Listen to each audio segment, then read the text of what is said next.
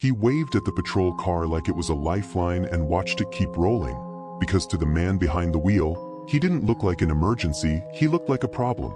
It was a humid Friday night on the south end of the city, the kind of heat that sticks to concrete and slows down sirens.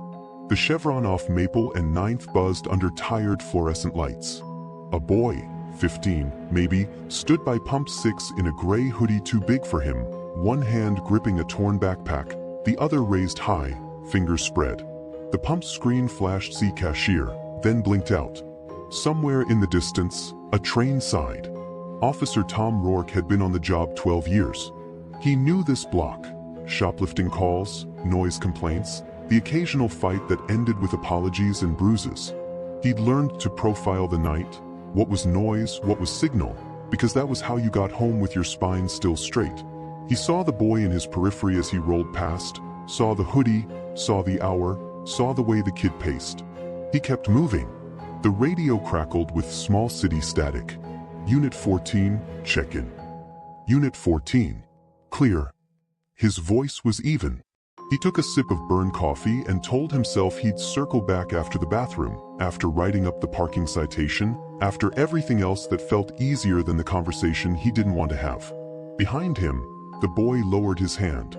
He checked the time on his scuffed phone whose screen was spiderwebbed at the corner, then looked at the store. He'd already asked the cashier to call.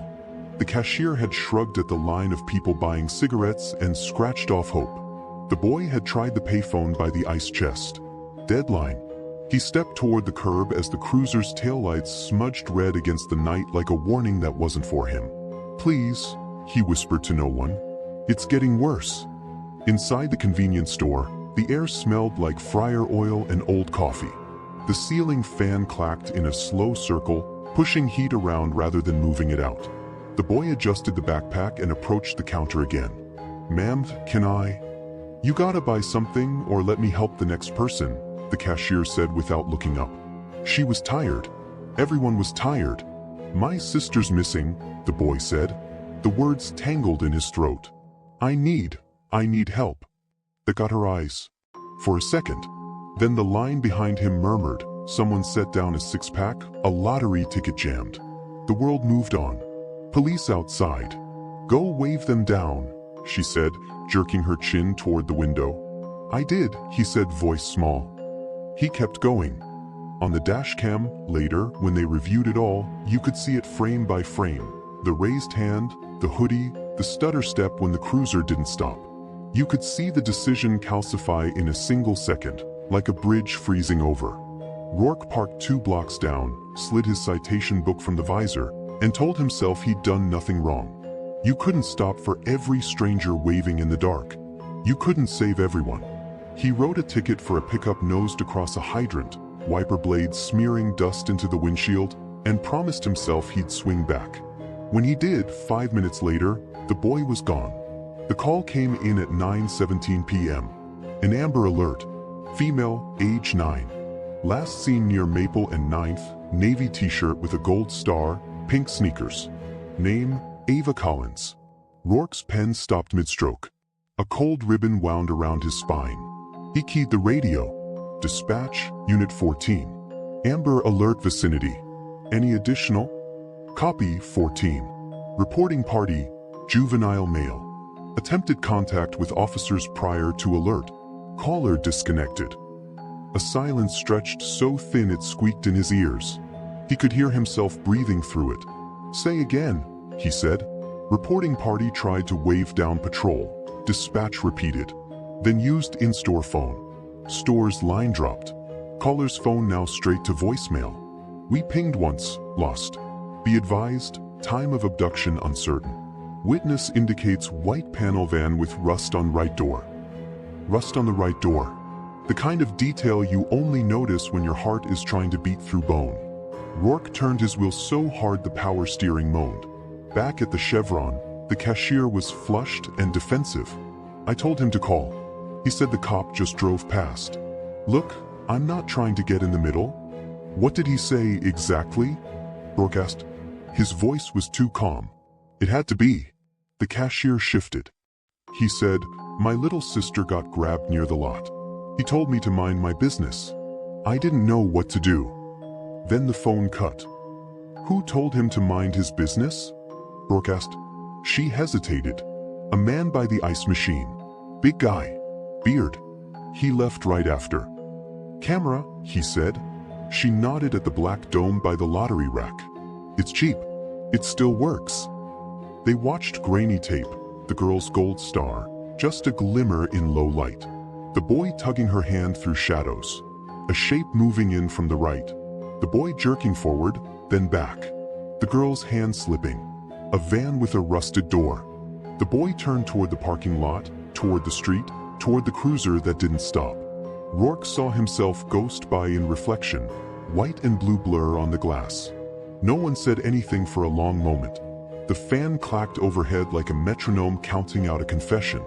Unit 14 to dispatch, Rourke said finally. Roll all units to Maple and 9th. I'm canvassing. Copy. Bolo on white panel van, rust on passenger side. He interviewed the loiterers by the ice chest, the woman smoking by the propane cages, the couple arguing by the air pump. Most had seen nothing, because that's what safety looks like when you're scared, seeing less. One man had heard a door slam. Another had noticed a sticker on the back glass. A third had made a joke he regretted as soon as it left his mouth. At 9:43, a city bus rattled by. Rourke flagged it down. The driver cracked the folding door with a sigh. You got cams? Rourke said, already knowing the answer. The driver thumbed over his shoulder at the lens. Always. They rolled the footage at the curb using a tablet balanced on the fare box. There, the van slotted into the lane, right panel rusted like dried blood.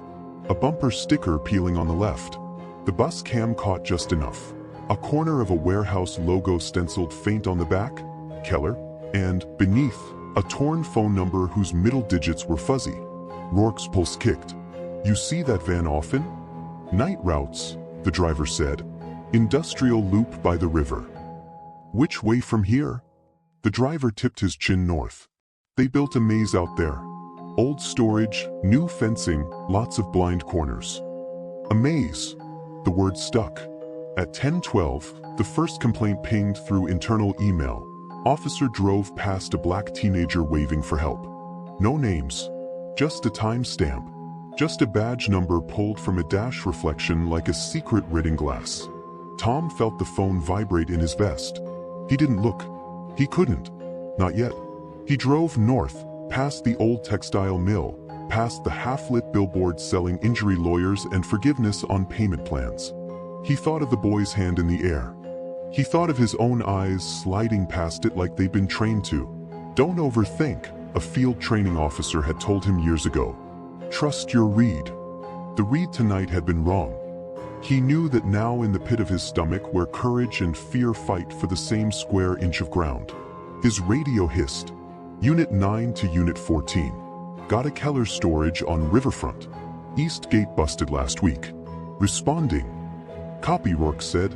He was already there in his head, putting the van in the shadow of stacked containers, the girl's gold star blinking in his memory like a lighthouse that might go dark at any second. Riverfront smelled like iron and wet rope. The warehouses hunched against the water with their backs turned to the street. Rourke cut his headlights and rolled to the east gate. The chain hung loose. Bolt cut clean. Tire tracks stitched fresh, dust like handwriting. He felt the old training lock in, perimeter first, then push, but another voice pushed through it. You lost time already. He slipped through the gate, flashlight low. Containers rose in columns, making alleys that swallowed sound. Somewhere close, a generator coughed. He kept his footfalls soft, palms skimming corrugated metal for balance. His other hand hovered near his radio. Halfway down the second row, he found a scrap of pink shoelace snagged on a splinter of pallet wood. He crouched. The lace trembled in the night wind, a silent metronome keeping time with his heart. He pocketed it like a promise.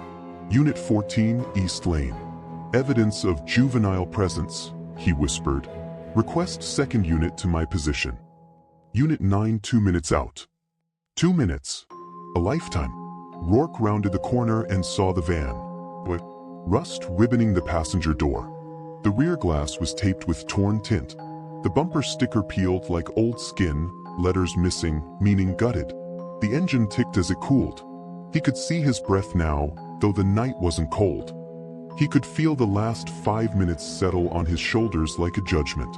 He stepped closer, light tucked tight to his chest. The back doors were closed. No movement inside. He tried the handle. It lifted with a small, traitorous click. "Police," he said, voice barely above a breath. "If you're in there, answer me." Silence. He opened the door. A smell hit him, sweat, old carpet, a sweetness that didn't belong. A child's backpack lay on the floor. Torn. He knew it before he picked it up. The zipper's pull tab had a tiny silver star. Inside the front pocket, a phone lit up with a cracked screen. One video waited, recorded less than an hour ago. He pressed play. The boy's face filled the frame, eyes wide, breath ragged. "If you find this," he said, whispering like the night could hear him, "don't stop looking." He said, "She's just bait." He said, a slam, off camera. The phone jolted. Another voice slid into the audio, low and almost conversational. "You took too long." The video cut to black. Behind Rourke, somewhere deep in the maze, a metal door groaned open. A child coughed. And then, from the darkness, the same voice rolled through the corridors like a tide. "Officer? I was starting to think you'd never make it." The flashlight trembled once in Rourke's hand, then steadied. He swallowed, keyed his radio, then stopped. The sound of footsteps multiplied, too many, coming from more than one direction. Ahead, a small silhouette moved, fast, then gone. He took one step forward, heat racing his spine, and the warehouse lights snapped off, every single one, plunging the maze into a black so complete it felt like a hand over his eyes. Darkness swallowed everything. Not the soft kind that eases in and lets you breathe, but the kind that feels alive, watching, waiting. Officer Rourke stood still, his hand on the van door, the beam of his flashlight the only thread tying him to reality. He could still smell the faint sweetness of bubblegum and gasoline, a child's scent lost in a monster's den. Then, somewhere deeper in the maze of containers, a clank. A door shutting. A soft cry. He moved. Each step felt heavier than the one before. 12 years on the job and he'd thought he'd seen every kind of fear, but this was different. This wasn't fear for himself. This was fear of what his silence had already cost. He rounded the corner, gun drawn low, light sweeping side to side.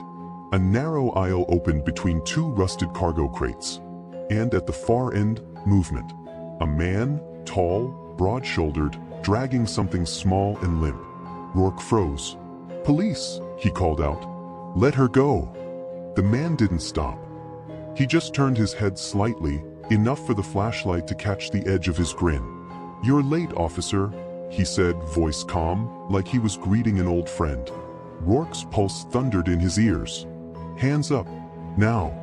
The man didn't move. Instead, he dropped what he was carrying, and the sound that hit the ground wasn't a body. It was the backpack. Empty. "Looking for the girl?" the man said, stepping forward. "She's fine. For now." Rourke steadied his aim. "Where is she?" "Where she wouldn't be," the man said with a chuckle. "Where someone like you wouldn't bother to look." Rourke's jaw tightened. "What's that supposed to mean?" The man tilted his head, his voice dripping with something that wasn't quite hate, just knowledge. "The boy waved for help, didn't he?" He grinned wider. "You drove right past him." Rourke's breath hitched. "How do you know that?" The man pointed to a small red light blinking on the corner of the van. "Because I saw you." Rourke followed the light. A small body cam, taped to the metal, still recording. Every second of his hesitation, every second of that boy waving in the dark, all of it, captured. "People like you," the man said, voice almost soft now, "make my job easy. You see what you expect to see. And that night, you saw everything but them." Rourke took a step forward. "You don't have to do this." "Oh, I already did," the man said, and disappeared into the shadows. Backup arrived 3 minutes later. To a maze of empty crates, a cooling van, and a police officer standing alone in the dark with a child's backpack in his hands. The girl was found hours later, cold, bruised, but alive, in an abandoned maintenance tunnel under the old rail yard. The boy, her brother, had led her captor there before being taken himself. He'd hidden her where no one would think to look. When officers found him, he was unconscious, but still clutching a rusted wrench like it was a promise. Days passed. The footage spread faster than any internal report ever could. Dashcam, store camera, the van's hidden feed, stitched together like a confession without words. A kid waving for help, the patrol car rolling by. A man in uniform doing nothing when doing something could have changed everything. The city erupted, protests, press conferences, apologies written in careful fonts and empty language. But Rourke didn't hear most of it. He was sitting in his car, engine off, parked outside the hospital where the siblings were recovering. The boy's name was Eli. The girl's, Ava. He saw them once, through the glass, Eli sitting up, bandages around his arm, Ava curled asleep against him. They looked small. Too small for what they'd survived. He wanted to go in. He wanted to tell the truth. But what could he say? I didn't stop because I was tired. I didn't stop because you didn't look like danger. Or maybe, I didn't stop because I thought I knew better. Instead, he just sat there watching, until the hospital lights dimmed and night took the city again. 2 weeks later, a letter arrived at the precinct. No return address. Just handwriting, careful, uneven. Dear officer, you came back. You tried to help. That's what my sister remembers. She says people mess up. She says we all do. But what matters is what you do after. Next time, stop. Even if it's just a kid waving. You never know who's depending on you. Eli. Rourke read it twice. Then folded it and slipped it into his badge wallet, right behind the ID photo that no longer looked like him. He didn't quit. He didn't want to run. He stayed, but changed everything about how he worked. Every call, every stop, every stranger. He started seeing people instead of patterns, faces instead of threats. And on a quiet Tuesday night, months later, he saw a boy again, standing by a broken-down car, waving. He didn't think. He didn't hesitate. He stopped. This time, the boy wasn't in danger. He just needed a jump start. But as Rourke helped connect the cables, he felt something settle inside him. The weight of what he'd learned and the peace of finally listening to it. The next morning, a news headline read, Officers' dashcam footage sparks policy reform across state. Mandatory training, bias awareness, community programs. Small steps, but steps forward.